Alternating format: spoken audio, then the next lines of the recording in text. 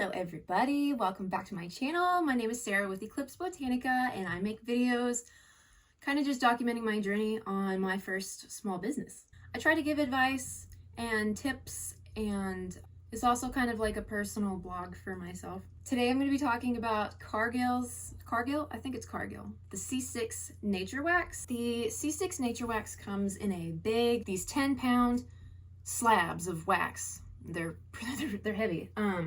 I just use this guy to slice it up, and whenever I was doing test candles, I was cutting it up like really small. But now that I'm going to be making bigger batches, I cut it up like this. That's pretty big, but I'm not going to use that piece to talk about it because it's going all the fuck over the place. This is what it looks like whenever you've cut it up into pieces. A bunch of it'll just kind of break off because it's pretty brittle. It's actually just kind of smooth and soft, and it breaks apart really easily. So like, rather than using the soap cutter, you probably could just like hold it up in the air and drop it. I mean, obviously like in a trash bag or something. I'll probably try that next time. I like that consistency. I've never seen, so I've only used 4 waxes so far, but I have not seen a wax with this consistency, and I really like it. It's like it was made to be turned into flakes because it kind of acts like it wants to. Like it does. It breaks apart. I love it. They have an information sheet that you can get. I'll link it below if I can find it. It talks about both the Naturewax C3 and C6. The C3 wax is 100% soy. The C6 wax is coconut and soy. I have noticed while heating up this wax that it tends to have these teeny tiny little bubbles, like in the soda. Like, not like it's boiling, it's just, I don't know, it's got these little air bubbles that come up. Whenever I pour the wax, I've never had an issue with an air pocket or sinkholes or, bubbles after burning it. I've never seen them. It's only whenever I'm melting the wax that I see this. I saw one girl's YouTube say to just leave it at the melting temperature that you want to, if you're melting it to 190, that just leave it there for a few minutes and let the bubbles escape or something. I don't know. So my experience with this wax has been diverse. I really love this wax because it cools smooth and matte, and it doesn't have that like foggy look that a lot of the like paraffin blends have. I did mix this half and half with IGI 6006, which is a parasoy wax, and that one had amazing hot throw. Oh my god, like muy caliente. I don't speak Spanish, so I don't know what I just said, but it was really good. It does melt a little bit slower because it's in the plank form. So unless you crumble the whole thing up, it's gonna take a while. It takes a little while to heat up when you're doing the double boiler method. When I put this stuff in my Presto pot, it melted too fast. I wasn't ready for it by the time it was melted, but that's fine. That's great. I mean, whenever I was still doing test candles, so it was a very small amount, melted down really fast. It was in one of my videos. I didn't really know what to do. The C6 wax, after it's been burned, it will look like this. Because I have seen them get way worse than this. They cauliflower. It looks like cauliflower, or like a tiny explosion, like seen from above. You know what I'm talking about? I'll put in a picture that I took of one of them.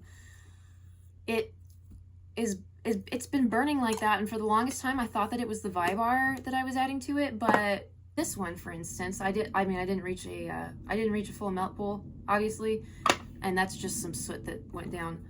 But that's smooth. This is what I'm trying to achieve with all of my candles, but I'm not sure if that's even going to be possible because they are all turning out kind of weird. And with all of the research that I've done on C6 wax and any type of soy blended wax, they're going to harden funky looking. That's normal. That actually tells your customer that what they have is a natural wax candle, that there's no paraffin in it, because whenever like I mixed it with the paraffin, I would burn it and it would cool, and it was so smooth on top. I thought it looked great. And it does look great. So if you don't mind working with paraffin, mixing this stuff with paraffin or with parasoy wax is, I'm starting to think that the only way that I'm gonna get a candle to burn and then cool completely smooth and beautiful is if I add paraffin into it. So maybe down the line I might go back to my C6 paraffin mixture and just add like maybe a bit less paraffin, maybe do like a 70-30. I think I'm going to do that.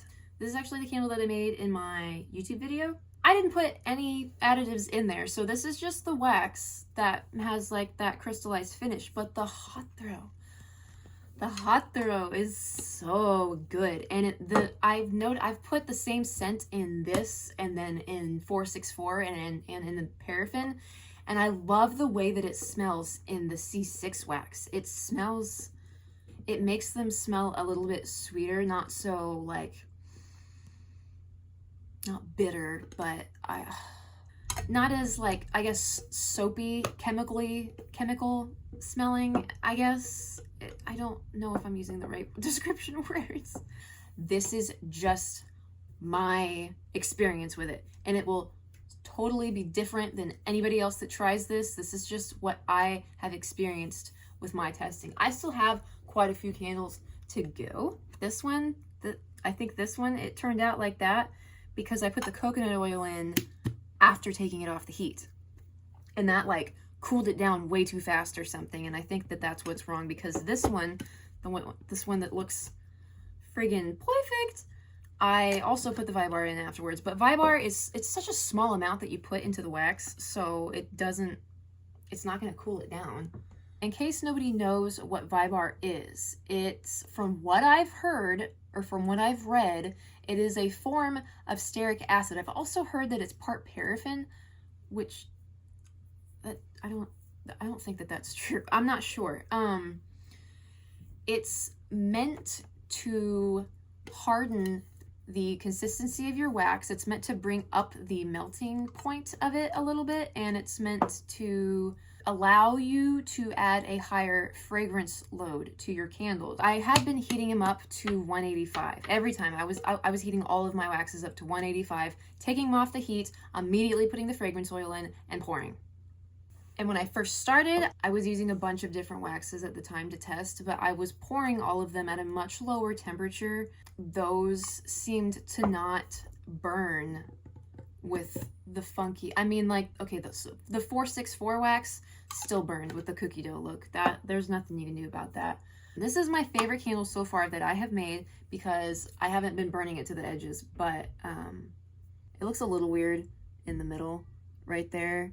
But that, compared to the other ones, is like, that's amazing. For the most part, it is going to have some crystallized or cauliflowery tops after you burn it.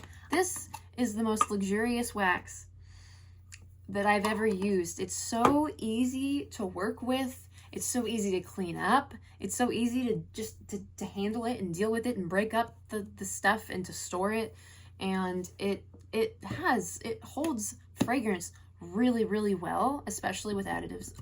But even without the additives, it works great. And it always gives you such a nice white color.